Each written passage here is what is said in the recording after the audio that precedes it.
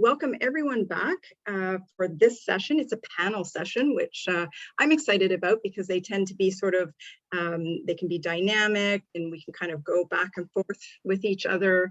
And so to the panelists, I'm going to very briefly introduce you, but then I'm going to hand it off to you to kind of tell us whatever else you would like to let us know about yourselves. And then we're going to go into a format where I'll kind of give you a general question or a prompt that you can respond to. You share what you'd like to around that, and we'll kind of riff off that all together. And then at the end, we'll also have a chance to have some questions and answers from folks in the audience as well. Sound all right to everyone? All Perfect, right. yep. Awesome. So pleased to have you here today. We have these wonderful, fantastic three panelists who are going to be speaking today around the issue of assistive technology in post-secondary in particular. And so let me introduce to you Elizabeth MacGillivray, who's an instructor in Disability Studies at Bow Valley College. We have also Jordyn Tremblay, who's an assistive technologist and learning strategist at the Paul Menton Center for Students with Disabilities at Carleton University. And we have Lowell Heppner, who's an adaptive technology specialist from Centennial College. May I say I'm thrilled as well that this panel is both university and college settings, because I think there's always such a great conversation that these different types of settings can have, and today in relationship to assistive tech and the way students are utilizing that and any other insights you want to share with us today. So why don't we start with a little bit of introductions, and we'll start, how about with yourself, Elizabeth? Awesome, thank you, Tara. As you said, my name is Elizabeth MacGillivray. I'm coming from Bow Valley College here in Calgary, which is the traditional territory of the Blackfoot Confederacy, which includes the Siksika, the Kainai, and the Piikani, and the Tsuut'ina nations, which is the Region 3, Métis Nation 3, which all the people make their homes in Treaty 7 of Southern Alberta. I also have short shoulder length hair, brown eyes, and I'm wearing a blue shirt and white top underneath. Currently, as Tara said, I'm a full-time faculty member with the School of Community Studies here at Bow Valley College. I teach full-time for the school mainly in the Disability Studies program.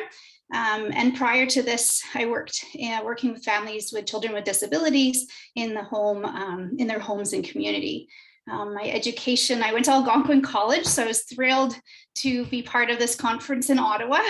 And I then continued my studies on to the University of Calgary in the Community Rehabilitation and Disability Studies program. And then school has never ended for me. And I finished my master's about 3 years ago, actually, in Human and Social Services, where I did a capstone on interprofessional education, which I'm really thrilled to be part of this panel, because technology has always been at the forefront of as far as accessibility for my own learning.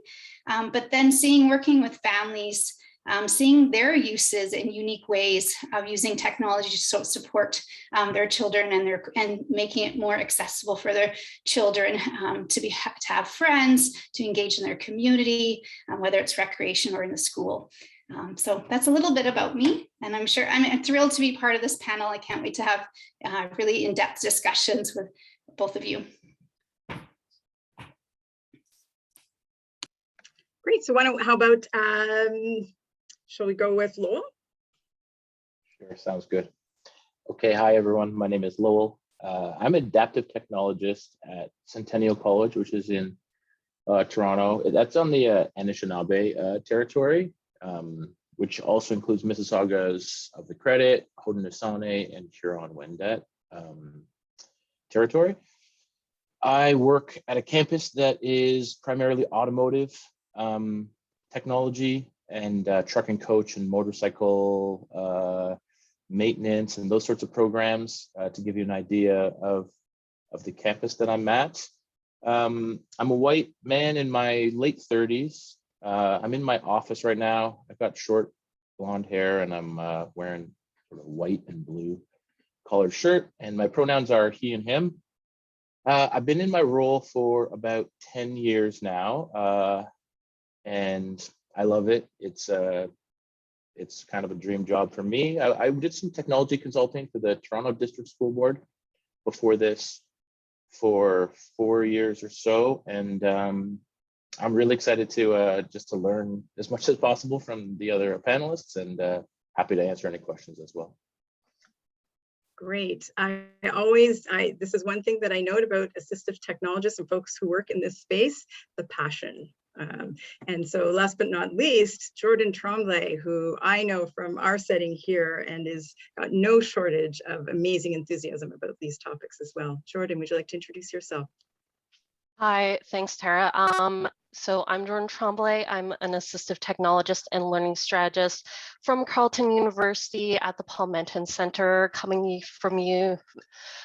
you from Ottawa in my home office on the unceded territory of the Algonquin people. Let's see, what else to say about me? I am a white cisgendered female. I have short brown hair and am wearing a blazer vest with a t-shirt today because it's nice and warm in Ottawa.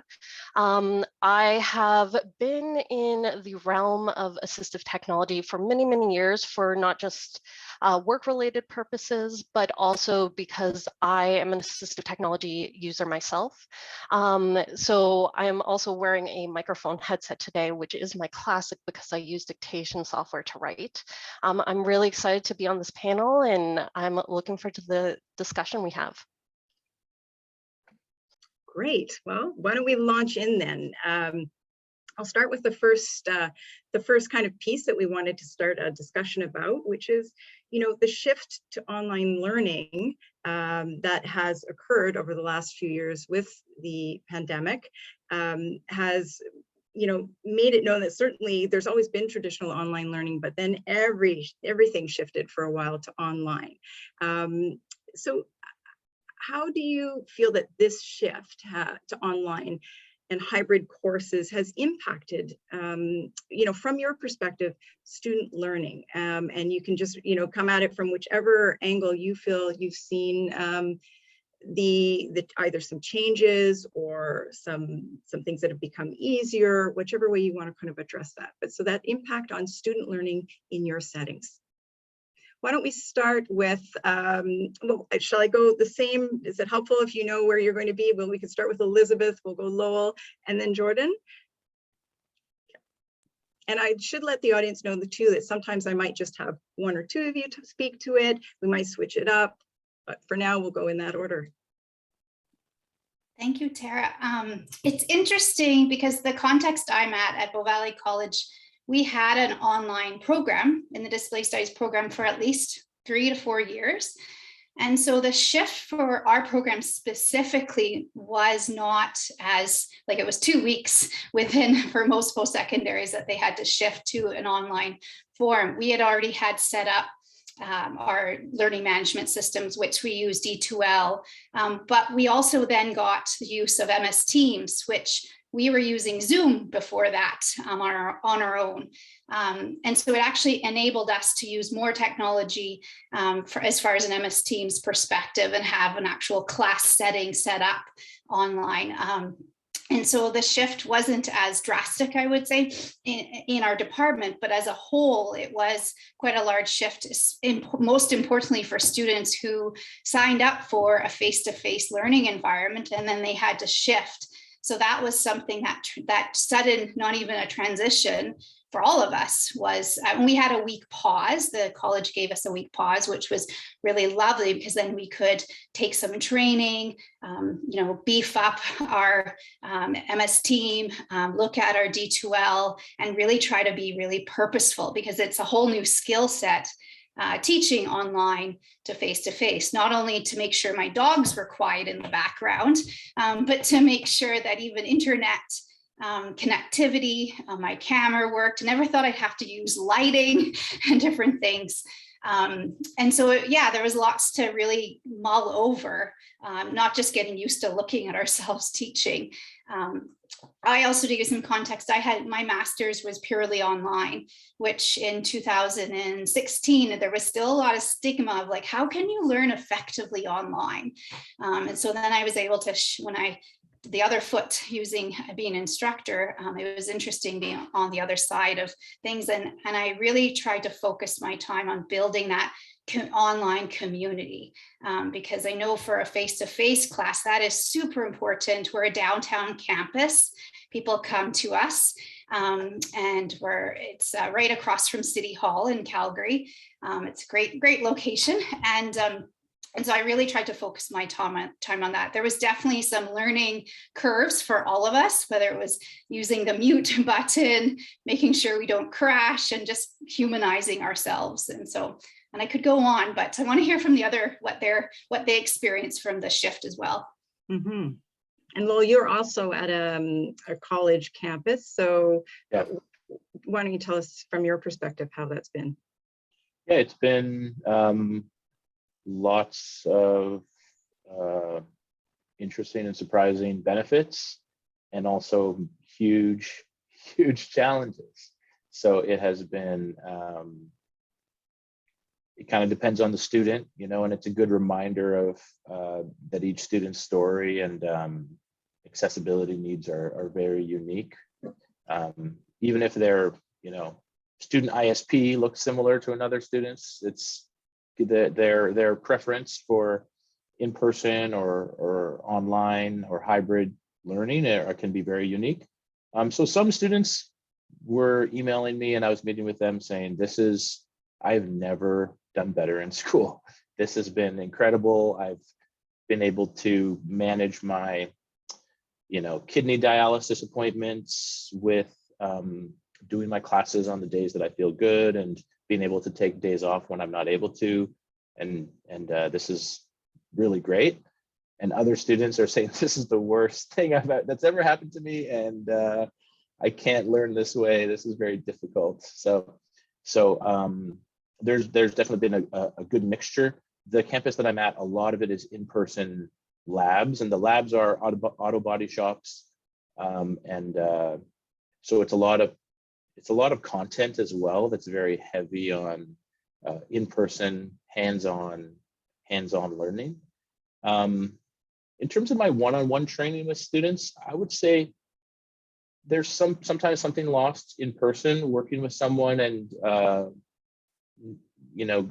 just that interpersonal relationship can be. I almost do all of my training now virtually, but with screen sharing and that sort of thing, the ability to do, the one thing I found is I'm doing with one student, instead of doing 1 hour of in person, I'm doing 4 or 5 15-minute sessions virtually. It's not really, it doesn't take a lot for that student they don't have to transit into school, or they maybe have to leave after their class. So sometimes the 1 hour is a lot, and it's at the end of a long day or in a lunch hour that they have, and it's not the best learning setup, I guess. So the virtual training has actually been really successful, I will say, because I'll set up 15 to 20-minute virtual sessions that really work for the student, and they come in fresh. We don't try to learn too much or get too much done. So in that way, it's been really cool and really successful, I would say. And then access to technology has been a big issue, which was already mentioned. We had at Centennial, we have had a loan device program where any student that needed a device for online learning was able to get one. There were some major laptop shortages, supply shortages, but in general, Centennial, as much as they were able to responded in a very robust. I'm trying not to say that word. It's in a good way, in a strong way. Yeah. Thanks, Lowell. So Jordyn, and I'm loving hearing about this consciousness of the unique journey of each person is so important to for all three of you who are supporting students to kind of thrive in a setting. There are so many elements to that unique journey that you need to consider. So Jordyn, from your perspective, what have you seen as the impact in learning based on those different elements? So like both Elizabeth and Lowell said, definitely had a bunch of students that absolutely love the online environment, but also had some students that were contacting me and be like, how soon can I see you in person? How soon can I go to class in person? So it was really dependent on the individual. In terms of like my sessions and going over technologies, I definitely agree with Lowell in terms of like having screen sharing was invaluable. I also had some assistive technology phone appointments over the past couple of years, and those have given me a new appreciation for tech support. Trying to explain to a student how to download Google Chrome on a MacBook when I have a Windows computer in front of me and we're on a phone call and I can't see their screen, it was an experience. I would definitely say there were different kind of inequities that we kind of discovered throughout the pandemic. And it wasn't just like personal environment or finances, although those played huge elements to it. But there was also various inequities that were just occurring across software and devices. Note-taking was definitely a major area in assistive technology that I found was impacted by the nature of the pandemic, because we're now having these completely virtual lectures for everything. And depending on the device a student had would have a major impact on the quality of the recording they could capture from whether it be a Zoom lecture or something based on Brightspace, our learning management system at Carleton, or if it was just like video recordings that the professor even uploaded to YouTube. So interesting experiences, and I can definitely say everyone learned a lot over the past few years. Great. Well, so this kind of leads into the next question we wanted to bring up, but I will share just before getting into that, an experience that I had just starting today. I appreciate you talking about, how for some people, the one-on-one is very useful. For others, I know certainly for many folks, just the idea of not having to navigate so many different either barriers or logistics or organizational pieces or energy times really provides so much more open space to how they access the service, and for others, the one-on-one. But I'll tell you, as someone, my fellow panelists today and colleagues I didn't press mute, and I had a colleague helping me out to say, you want to do this, you want to do that. And I was asking questions. And then eventually I had enough questions. So you may want to just press mute on that for now, right? And so it's even around how we as learners engage with something, because the same thing on a phone, she could have texted it to me, but she came to me, which was great, because with the timeline we had, that was most helpful for me as a learner. So it's even about really hearing clearly from our students what their needs are and being able to flex with that. And I think you folks are actually masters in that and could teach a master's course on that because of how much you're over the last few years had to engage with students in various different ways and understand those contexts. So I guess I'm just doing a little shout out to the type of work you are all doing, because it's crucial in terms of that thriving piece for all of us.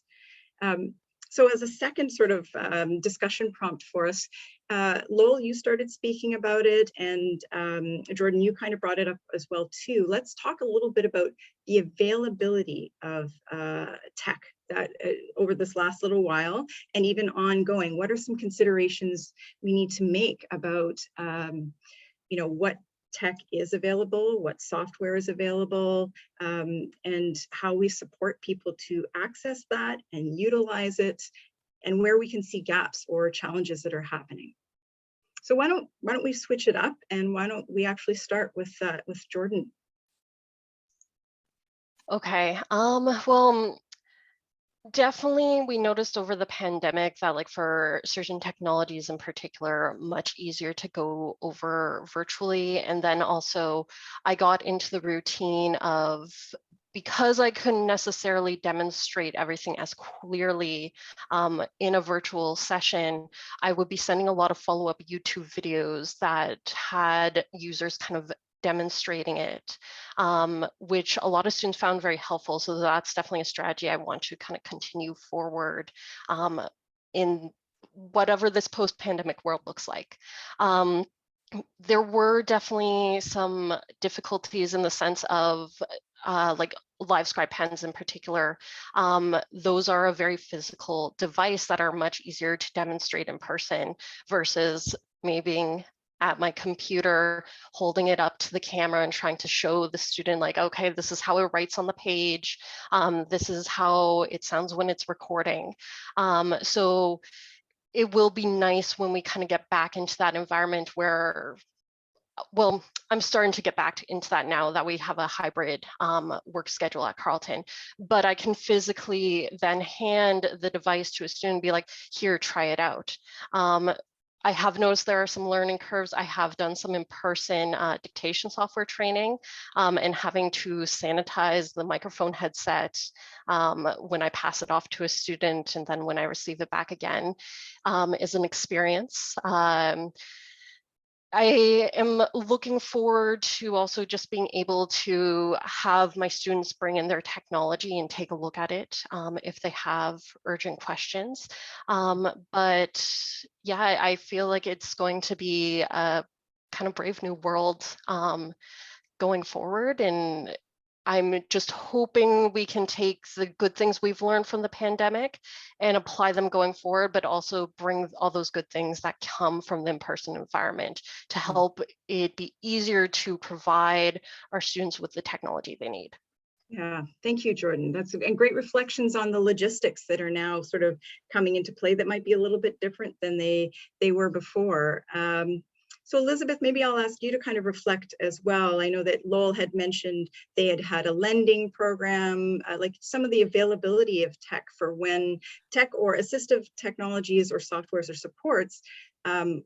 What's your reflection on the availability of those? Were there any times where you saw people didn't have quite what they needed to do what they really wanted to do during that time? Or even going forward, reflections on that? Like both of you, I've been thinking about how prior to the pandemic, people would access accessibility services. They go through accommodations and they get the accommodations that they need. And we, for about a year or so prior to the pandemic, we're trying to look at applying more of a universal design to help access any learner who needs technology. And I find that because of the pandemic, it has forced all of us to use technology, whether we like it or not, and really can see the benefits of the individualization. Like I, prior to the pandemic, really liked listening, and I would always get my textbooks on audio or listen to the professor or when I was doing my studies versus having to, really write. And I blame my writing skills on those lectures. And so I think on one hand, it has opened up for all learners, but then from like a financial perspective, from a logistics perspective, there are issues with not being able to sit one-on-one. So I've really been thinking and trying to be really purposeful in offering, do you want it to be online that I can meet with you? Or can we meet on campus? Because we're back on campus. And I've seen that has been helpful in providing that choice. Whereas prior it was, I go into the college and I sit with learners and also timing. A lot of our learners have families, have jobs, night jobs sometimes. And so their timing of life in general is different. So being able to watch a short recording of a part of a lecture. So I've been trying to really just chunk it instead of just providing a 3-hour class, just try to. And so I think from like an availability perspective, hopefully that has helped, but I do think there's, like Jordyn mentioned, Laos mentioned too, there are some glitches that we're trying to all work through, whether it's internet pausing and my face being all lopsided, or the user as well, what technology they're using. I was glad I was able to have my husband convince me to use both a MacBook and a PC through my life, because then I was able to assist learners with both technologies. And so even though my role as an instructor isn't really that, but then when a student have questions, they have questions. So the availability of technology, I think it's twofold. I think it has opened up for many learners, but then I think it's really shown a light of how important accessibility, whether it's finances or learners, like we have a lot of learners who come back to school who've never used technology. And I think to myself, starting an online class, having never opened a computer, this is something to be really mindful of, and really provide that one-to-one support with, and then supporting them to, have those peer relationships. So I think it's both. Yeah. I love that you're speaking as well to the diversity of identities that are and experiences that are out there in relationship with, or perhaps not in relationship with, because mine isn't always the best relationship with tech in the world. My colleagues know that, and that's like I count photocopiers in that. However, being able to have services and supports that are actually universally designed so that there's so many entry points we can come at it with. So I really appreciate these thoughts on this. And Lowell, I think we have a little bit of time for you to reflect on this one too, around that availability. What have you seen anything where students couldn't, or even colleagues, right? Because we know that tech is really important to us as people who work in this space too. It's not only for students. It's we want to see that folks are using it to thrive and do the best they can in their workspaces or play spaces or school academic spaces. So.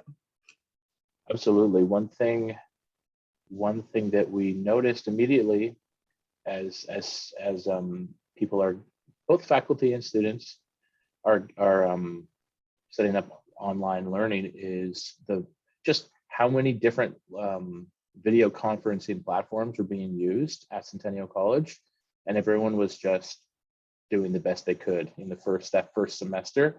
So at the end of that first, I guess it would have been the winter semester, we did a review, and our team did a review. There's 7 or 8 different video conferencing platforms that are being used, and they all have different, accessibility features, captioning, transcription availability. So really working hard to streamline that at Centennial, and I think we are making a lot of progress here. Trying to reduce the number of video conferencing options that faculty can use, and also giving them lots of resources and support for making them as accessible as possible for all learners, has been a huge focus.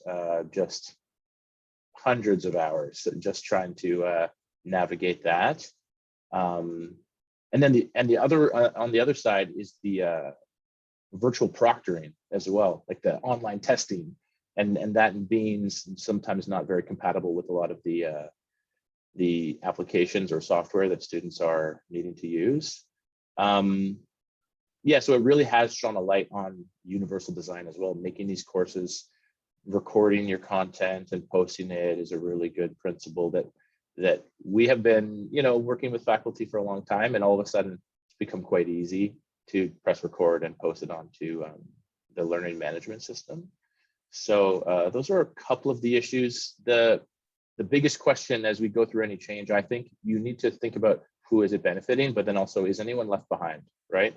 So I have noticed lots of more students who have vision-based issues because of the screen. They're just looking at a screen for all day, every day. So I have been, there have been more of a focus on screen masking technology for looking at screens. Or I've actually never been more familiar with like the best monitor for vision-based issues or that sort of thing. So that is one new change. And then the second is students who might find it a bit more difficult to learn new video conferencing platforms and options, and problem solving with those as well as things go wrong. And this could be anyone. I hope I'm not jinxing it, but we are applying for a research grant that is based on like an artificial intelligence learning to help students that have intellectual or developmental disabilities learn video conferencing, learning management systems, and how to problem solve when things don't go right. So there are some new issues that have popped up, and just trying to respond to them in a thoughtful way. Great.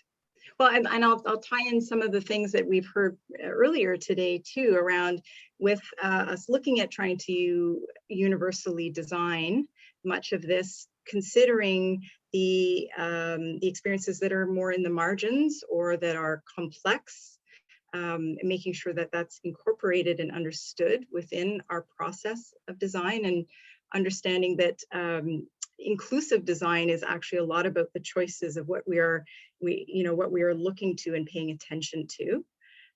We also heard one of our speakers today speak to when tech or assistive technologies are phasing out or are changing up frequently, what the impact is for some. So you've brought in some of those examples as well. And I think, this is definitely raised some awareness around invisible disabilities as well, and the experience of that. So for folks with executive functioning, that you mentioned many platforms and many inputs now. So because for one course, you might have one platform, you might be not having everything streamlined. So you might be getting now emails, texts, you're on, someone's using Discord for some group, then you've got, D2L, like there's all sorts of different ways that information is coming in that is meant to be attended to. So that's one example. I think other ones are even just understanding the etiquette, right? Because just like in our one-on-one type of meetings where there are unwritten social rules, there are unwritten social rules still at play in this environment as well too. And in fact, they're kind of new and emerging. So making sure that we're paying attention to all that. I really love that you're all bringing these pieces in. So for our third prompt for our discussion today, I'd love to know what are some, you could speak to perhaps some trends or recent changes that you're seeing potentially, but I'm kind of more keen to know, like, what do you love? What are you loving that's coming out of this? And then maybe even a little bit about what you found difficult. I mean, some of you have mentioned what's been hard about this last little time. Like, what are you noticing that you're like, I really wish that wasn't the case? And we need to kind of look at that. And also some things that you love. So I leave it to you to decide whether you want to tell us both or one of, totally up to you. Why don't we start with Elizabeth? I'm loving the flexibility that we can now message, and other people might disagree with me on this, but message, have a video call really anytime. And like I know for my anytime online students, one of the strategies I did was I did a poll for students when they could meet. And I said, if you can't meet here, we'll record the sessions that when we meet, but of course I'll work with you one-on-one. And so I think it's opened up those conversations around flexibility, whereas traditionally classes are 8 to 11 or 11 till 2 or 2 to 5 or in the evening. And so being able to provide those choices around when students engage in the content and and they're able to learn, and then when they're able to draw upon their classmates and me and their community. And so that's been really exciting for that. I have also heard from learners, and I know for myself, being able to watch a video or read the transcript. So having multiple ways to engage, and then also have a way to chat. So I know our students create their own chat forums, which is really fantastic to hear that they're doing that as well. So that's really flexibility. Also, and I think that also flexibility, I've talked about this, is having choice. For anyone who likes to walk and listen to their classes, or being, sometimes there's a snowstorm. We had snow in Calgary a couple of weeks ago, and who wants to drive out in that? And so logistics of being able to log in to a class, I'm really excited about. We have what's called modern classrooms, where we're able to, which there's some, you mentioned what, I forget the exact question, but I'm paraphrasing, what are some of the barriers?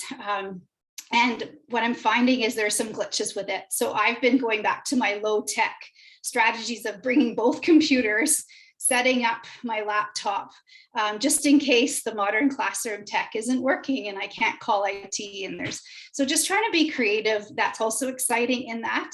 Also, I'm excited about prior to the pandemic, we had to have accommodations for recording. And I always said, really, why? I kind of questioned that from the education from my background, saying, I don't mind if someone records as long as it's not within, not breaking confidentiality, if it's course content and it helps you being able to reload. And I get that there's logistic issues, but I'm really excited that that's been, now we're able to do more of that.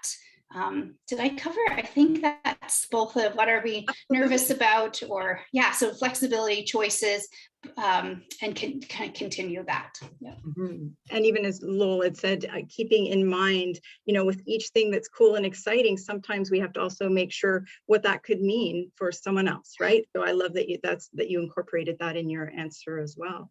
Lowell, what are you loving? Okay, two things I'm loving. Integration of core assistive adaptive technology functions into standard operating systems is every year is getting better and better. So dictation built into Microsoft Word, and a lot of text-to-speech options built in, screen recording built in on Windows computers. Those sorts of things I'm really is really great. There is obviously cost with these devices, but there's less additional costs for students. So that's great. Second thing I'm loving is drop-ins. Virtual drop-ins have been way more successful than in-person drop-ins. I used to do them and no one came, and then I stopped doing them because I was just sitting in a room and no one was there.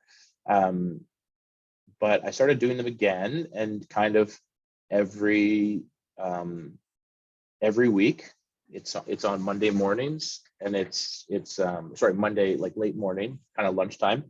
And we just go through the semester. I'm just showing a different tool every week for anyone to drop in. It's not as in depth. It's not going to really be customized for each individual user, but it's a good way to learn about a mind mapping tool or dictation or an organizational feature.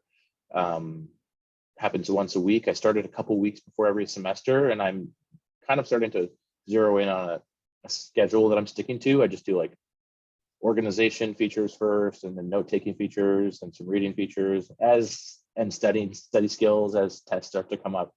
So try to cascade it a little bit for what makes sense for students and what they're doing at that time. And they're going great. It's not like there's hundreds of people in them, but sometimes there's 10. That's a lot, So those are good. And when no one's there, then I'm still on my computer just doing emails. So those are two things I'm loving. That's cool. That's great. And so, Jordyn, I'll get you to kind of reflect on this as well too, and then we can actually head into some time where I will read some questions that our audience have put to you as well, because they're inspired by some of the things you're talking about. So, Jordyn, what about you? Like either something you're just loving or something that concerns you? Either way. I have points for both. So I definitely want to reiterate Elizabeth's point of the pandemic brought a lot of people to be more comfortable with audio recording, and there's also been some great advancements with AI transcription technology, which I've been loving, because prior to the pandemic, I had so many students asking me for something that would give them automatic transcriptions all the time, and I'm like, I'm sorry, dictation software isn't there yet. And then the pandemic happened and it arrived, and it's very exciting. I also love what Lowell brought up of there's been so many advancements of embedded assistive features, just in a computer, having embedded dictation software across so many programs makes life a lot easier for a lot of students. I also just have to say, for a point for myself professionally, I am really loving how there are a lot of conferences such as this, which are online, which are making them more accessible. I can now quite easily attend like the Microsoft Ability Summit, which I would have never been able to go to prior to the pandemic. And it's because they shifted to an online platform when the pandemic started. For things like I have some concerns about, so I definitely found for myself, because as wonderful as virtual has been, there have been some costs I've noticed of when I have days where it's back-to-back video chat appointments with students, it is exhausting. And so for the nature of my own disability, I have noticed certain things kind of becoming more difficult because the video chat appointments have been a bit of a mental tax to myself. And so it's made me really reflect on my disability a little bit more and my personal disability needs. So there's aspects in terms of assistive technology, in terms of reading software that I really feel like need to be changed and improved in terms of academia, just because if I have to read an academic article and I've had a long, busy day and I'm tired, when my reading software is reading all of the names in the embedded in-text citations, it's not fun. And then I also have to talk to my students later when I'm demonstrating this technology and explain to them, unfortunately, no, there's no fix to this at this point. So I'm hoping for like future progress with the technology. And I like thinking about the presentation prior, and I believe it was was it Build Back Better was the project they were working on. I thought that was absolutely amazing. And I feel like doing something like that with computer programmers to kind of develop assistive software would be absolutely amazing. And if anyone knows of a program like that, please let me know. I'd be very excited about that.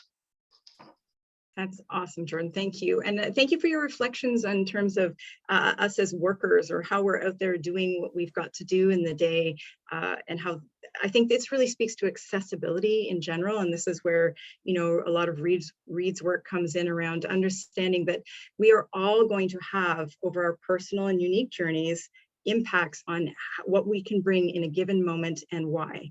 And so it's incredibly important that in, you know, employment settings and school settings, educational settings, that there's space, and it's in fact expected that we're going to be, instead of having to other ourselves by saying, oh, I need this now, we're going to be able, it's just expected that we understand that people's engagement is going to necessarily change depending on the environment. So, you know, just like you, back-to-back Zoom calls have both physical and mental impacts for me. And so it's asking us to reflect as well on how we engage with our work and bring our best, and how we have conversations about that with our colleagues. And that means our settings need to be, you know, ready to have those conversations, and in fact, just constantly having them, so that we don't have to say, oh, gee, now I need to bring this up, right? That is what we all use things to thrive. So I would love to now ask you some of the questions from the audience.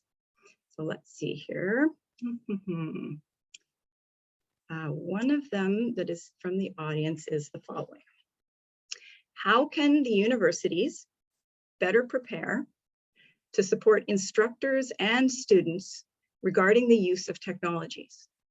We know there are gaps between what students use or need and what instructors do or use. How could universities and colleges best support these gaps and needs? So I'll offer it to whoever would like to sort of field that question.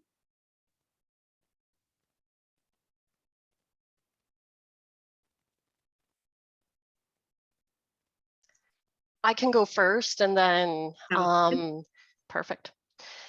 So I definitely think there, like, improvements of like dissemination of information is definitely a keystone in this, whether it be and one thing I have on my to-do list is with a couple of my colleagues at the Menton Center. I'm doing Instagram posts on some basic assistive technologies on our work account, and I need to get back to them because I'm overdue with sending them some information. But finding multiple ways to get this info out to the community, whether it be talks, whether it be providing like information on a website or dispersing handouts to different departments. When people start talking about these things, even though you might not be able to provide them all the information right away, if they know where they can come access the information, then that's super helpful. And it's also making sure that there's the supports in place for the institution. I am one individual. My colleague Jason Govias at the Menton Center is another, and we're always super excited when people come ask us questions, but there definitely needs to kind of be like more points of contact for people to go to for them to kind of get this information and know where they can access supports.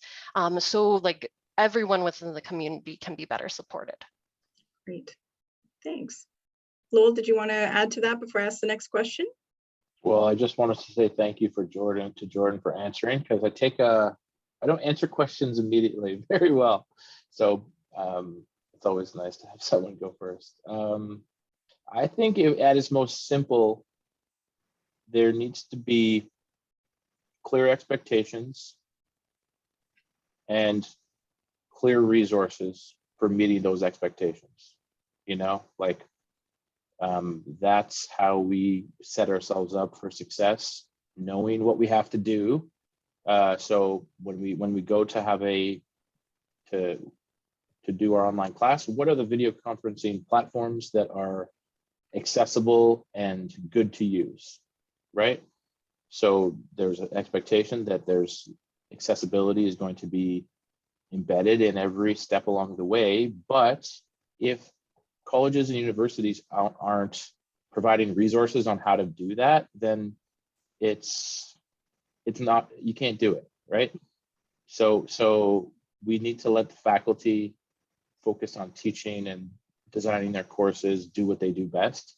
So, you know, setting some clear and simple expectations, but then also we do have at Centennial, there's the Center for Organizational Learning and Teaching and the Global Citizenship and Equity and Inclusion Department, and our department as well, which is the three of us are really like in charge of making sure the faculty have everything they need, and students as well, to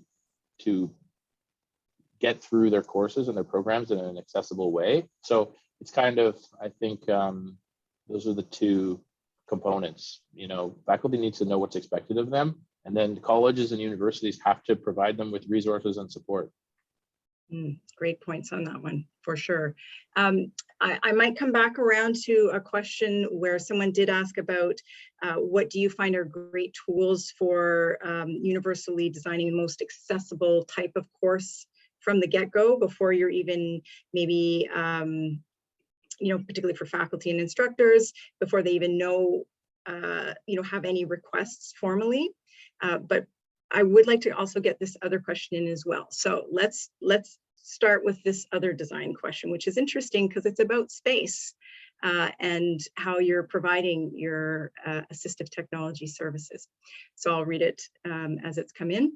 You've covered this throughout your talk, but a concern I have is that students will come back to our assistive tech center and it no longer be relevant or comfortable like home might be. We're trying to find ways to make our space more cozy, homey, and less sterile. But what would you recommend as other high priority things we could do to prepare our space for students to return in higher numbers in the fall of 2022? Any new software or hardware we should purchase? So I think this is just a question about how can we set ourselves up for successful support services? So any ideas you might have around that, and then we'll finish off with that idea of accessible, creating more accessible learning. Does anyone wants to jump in on that? It's got some keen ideas on even what the space could look like to bring students in? I think, can I jump in? Yep, of course, absolutely. I think we need to ask the students. I know that every environment and context is different, and I think there needs to be some choice. But I know building in that evaluation component of asking, not just asking for, you know, course evaluations or feedback, but asking for informal spaces of discussion of what do you want out of this space? Because lots of times when you have those, you know, accidental conversations, you learn a lot. And that's one thing I do really enjoy with being on campus, being able to run into someone at the cafeteria and you know, how's your day? And then you get into a different discussion. So I think asking students what they prefer and what they would like, that can really just, I think, start the conversation. Great. And I'll just leave it open to the other two if there's any little tips or hints they might want to provide. And otherwise, then I'll do our final question. The only thought that I had, it's always good just to, ask. We don't know. And with every year that I get older, my guesses are worse about what the students want. So asking is always good. I would also be thinking a lot about like the device compatibility with students' own devices in some way, the ability to connect your laptop to a larger monitor or to connect to other devices. That was the only other kind of idea I had. I don't know how good it is, but something that is sort of flexible space that allows students to work comfortably or to learn in a way that works for them. Yeah, and I think I'll just add in that, you know, when we're thinking about anything we provide, making sure we're considering, for instance, neurodivergent thinkers, we're thinking about, you know, different learning styles, we're thinking about different mental health moments for everyone. And so starting to just use those lenses is going to help you to create spaces that continue to be more inviting. And I loved how you started, Elizabeth. You asked the folks who are using those spaces and continuously informing that. It doesn't, you know, you don't ask once and then you think you've got it because, well, I know that for sure as a mom, that you think you've got it and you really don't. So always asking. So then as a just really final brief little piece, there was an additional part to the original question that I asked, which was about what tools might you suggest for creating accessible or the most accessible courses from the get-go. So before we're even talking about how someone might modify something based on a formalized request, what about this, again, universal design? Are there any tools that you know of that you think, yeah, those are really great to utilize if you're trying to create or think about accessible learning?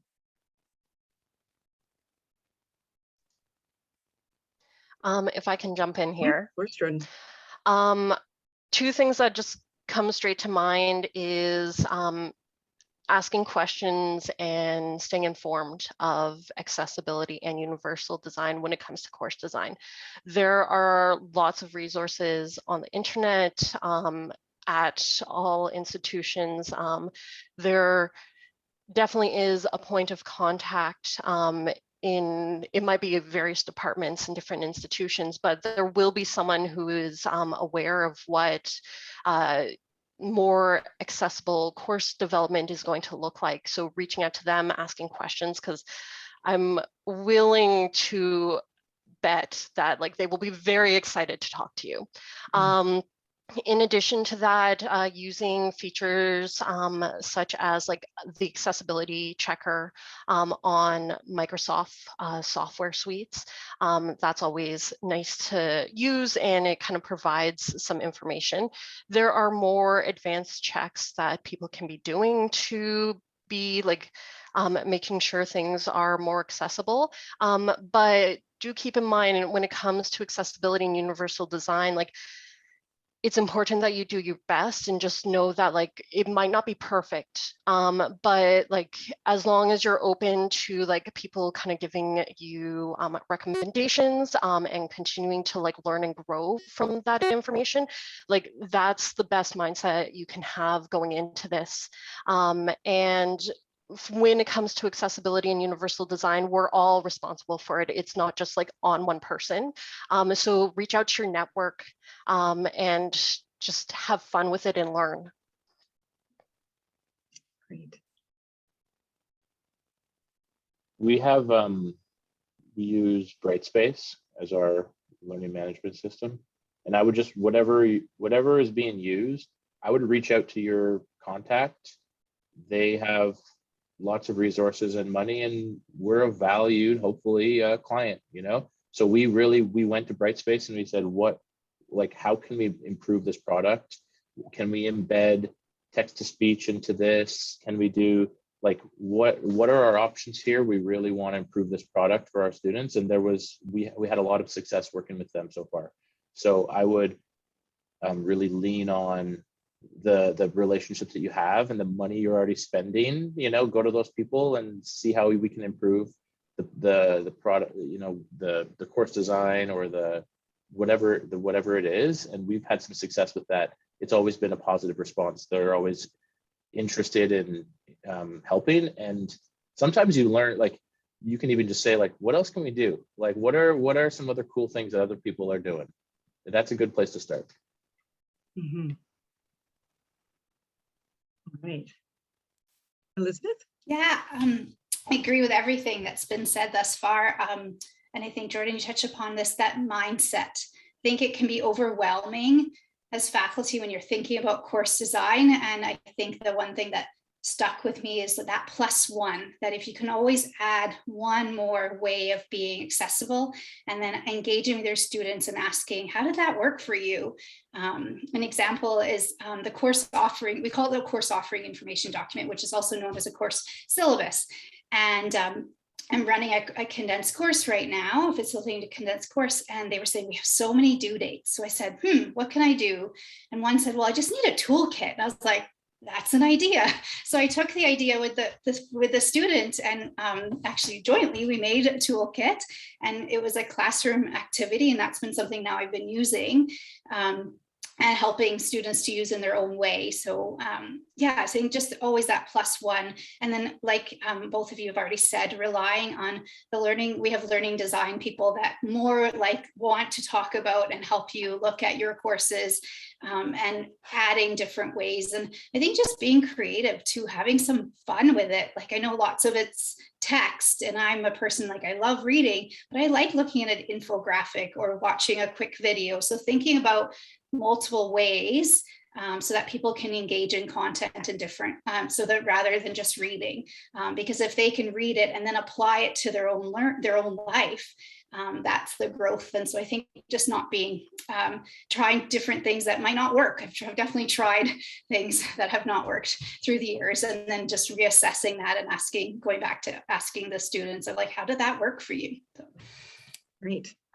Well, so we have 2 more questions, and I think that fits within timing. I will be absolutely supported and told if it doesn't fit into timing, but this is what we're going to try for. So I'm going to read this one as well that's in the chat. As a disabled person, I've had a lot of invitations by employers to consult as a volunteer on projects to improve accessibility. While I want to contribute, I don't consider these unpaid projects to be accessible. Disabled people don't always have disposable time or income, and these topics can be very emotionally difficult. What are some ways you've navigated that consultation process to improve course accessibility while appropriately compensating those who offer emotional and physical labor? So certainly from your perspectives, you know, speaking to the point of where often, you know, we're asking community to continually inform, and there's that difference between engagement and how we're valuing and all of those pieces. So if you have experience with that in consultations you've been involved with, please feel free to let us know. Lowell? Yeah, it's a great it's a great question. It's we have work study programs for our students. It's always important to get the feedback from our students, so we really have to be careful about the time that we're asking. You know, if it's a quick email or a survey that's optional, then that's one thing. But yeah, don't work for free. Don't work for free. It's a very valuable thing that you're doing, and you should always be compensated for it, in my opinion. So we have a very constant revolving door of work study students, and sometimes it's digitizing, you know, all of our old paper files that was happening, you know, some time ago. That was a big project, and or other times it is we need user testing. So that is you know, we just rely on supportive managers and directors who are getting that paperwork through to get those, to approve those work study students. It takes a little bit more time to manage work study projects, but it's well worth it.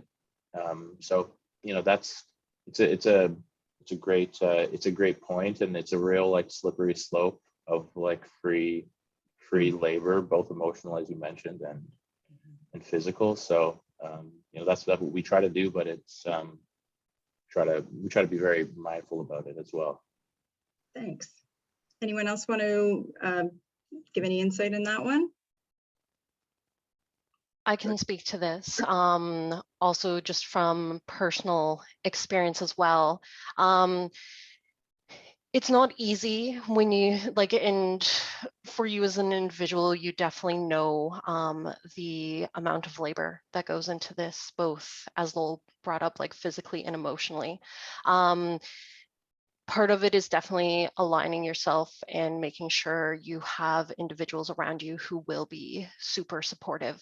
I can remember for how I actually started off at the PMC, because I started off as a bit of an intern. It's a complicated story.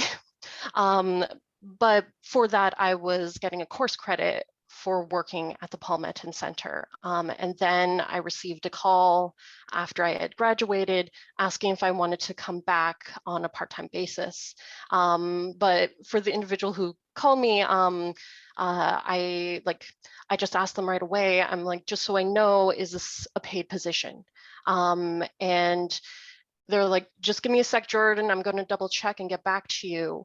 But it's part of that like advocacy piece, which is so fundamental for all individuals with disabilities. And I know it's never fun having to do that sometimes, but that's crucial. And you know your value, you know your experience, and it's about boundary settings and determining what's going to be healthiest for you, because with everything, like if you determine like this personal information is not going to be healthy for me to share, then you need to kind of set that boundary for yourself, and figure out like what is kind of like worth yourself, worth your time, worth your energy.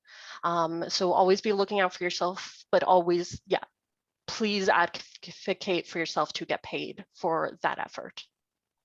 Great. Thank you, Jordyn. And I think pushing our environments as well to be valuing those knowledges, a full diversity of knowledges, right? Again, it's about how we design systems and the choices we make and what we're valuing. So super important. I'm going to head to the last question, but are you okay with that, Elizabeth, or would you like to? Okay, perfect. So as a last question, I'd love to know, what's the biggest aha moment that you've seen, either you've had or you've seen someone else have about assistive technology? So you can share a little story with us. What's the biggest like moment you've seen happen, either for yourself or for someone else?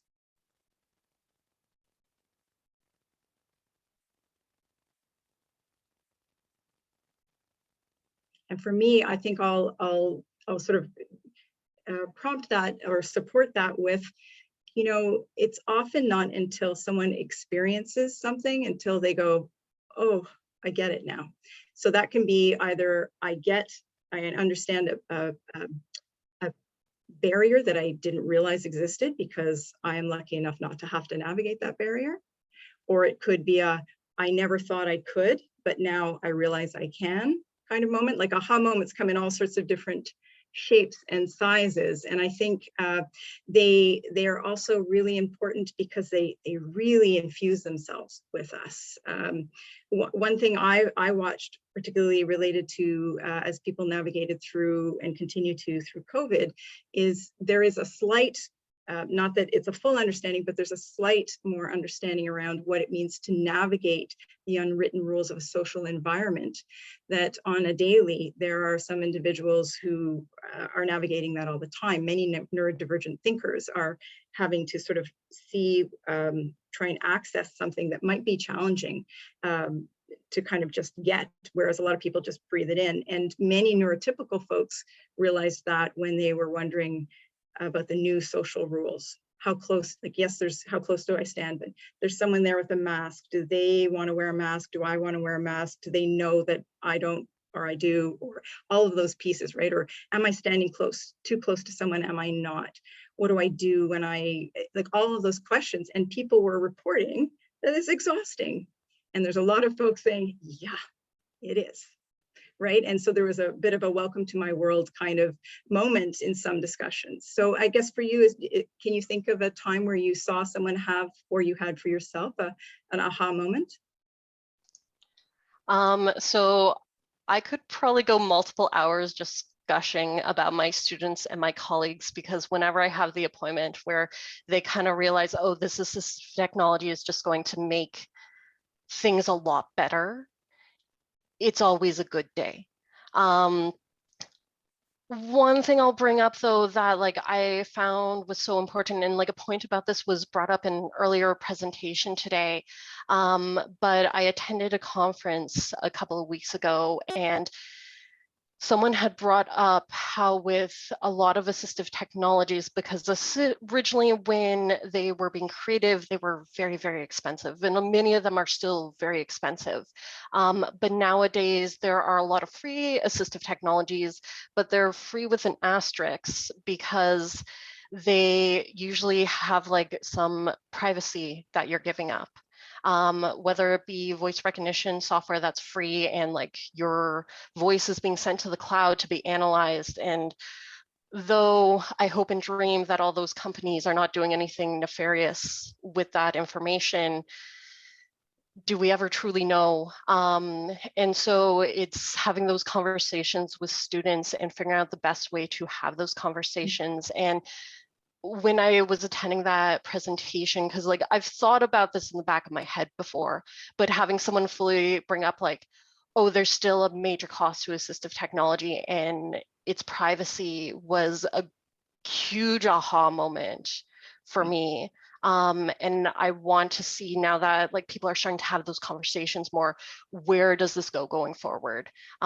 What's kind of the next shift of like assistive technology going to be in terms of like the price a user has to pay for it? Fantastic, thank you. So now I've been given the time warning. However, I am going to go a wee bit rogue. I might get a little kick in the shins later, but Lowell, I see. Do you feel you can, did you have something you wanted to put in as a last aha moment? Ooh, okay, I'll try. So the biggest aha moment that I had is very like sentimental, I suppose. Maybe a good way to end it. But I hadn't been in my office for like probably 2 years, and I'm in my office right now, and I'll show you. So I have these succulents, and I was like, they're dead, you know, they're not alive. But this is the succulent. Here it is. And do you see this like part from here to here? This is all the like dead, like the whole time it was alive and had just been growing in this really like slow moving way. There's no leaves or anything. And I got into my office, I just started bawling. I'm just crying because I'm looking at this succulent plant that's like survived, you know? So I think a lot about, even for me, the last 2 years, and for my students, like just surviving and getting through those moments has been really meaningful. And so I talk to my students a lot about that. Like there's some really low moments or some tough weeks sometimes they fail a test and they're still growing, And so that was really the aha moment for me, was coming back to the office and like, wow, like this we're still moving forward and we're still making progress, which was pretty cool. So that was the only thing I thought. Nothing to do with adaptive technology at all. No, but this is what aha moments for me is. Thank you for allowing me to kind of elicit that from you, because I think these are the things that stick with us, and that notion of resilience and growth. And it doesn't always look like we think it's going to look like, but it's there, and being able to acknowledge super powerful. So thank you all so much. This has been an excellent panel, and we really appreciate all the wisdom you've shared. Someone did ask a question of whether Elizabeth might be willing to share the toolkit she referred to. So that might be something you could share with us, Elizabeth. So letting you know there's interest in that as well. Yeah, I can share the template that I've used before, but I really am cautious around templates, because again, it's really important that people individualize to their context. So, indeed. So thank you. Well noted, actually. Thank you. So thank you to everyone. We are going to be now heading on to another presentation. And I just really appreciate all the knowledge that's being shared today. So very much appreciated. The next and final presentation for our day one here of Enable Ottawa is going to be enhancing the accessibility